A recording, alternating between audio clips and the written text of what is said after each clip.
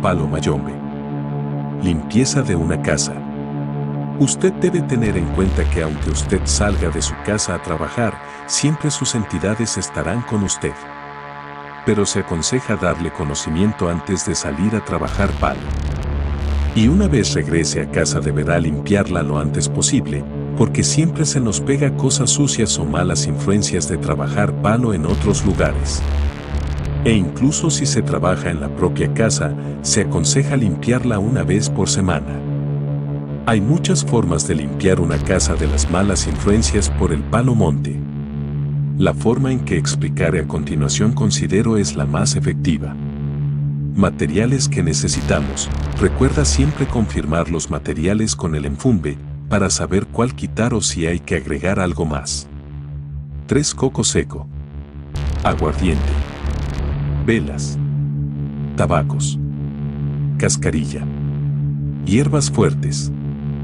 2 cadenas. Alcohol. Fula. Un pollo. Y hielo.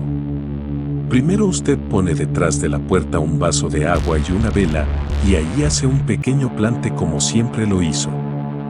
Pone una cadena en la puerta de atrás y otra delante. Las cargas de fula las pone en todas las esquinas de la casa y las prende de atrás hacia adelante. Después con un coco seco y un palo o bastón de muerto lo va rodando por toda la casa, detrás hacia adelante, y lo pone donde está el plante en la puerta como punto de descanso.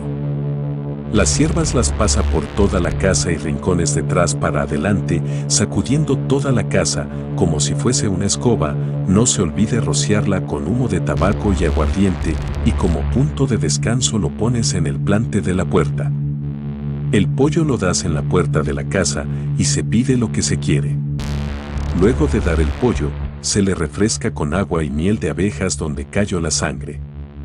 Luego se limpia la casa con agua con hielo, se riega cascarilla y listo. Debe tener en cuenta, limpiar a las personas que viven dentro de la casa. Para ello usaremos la limpieza con embele y fula. Se recomienda hacer unos cantos para arrear al enfumbe mientras se está haciendo la limpieza.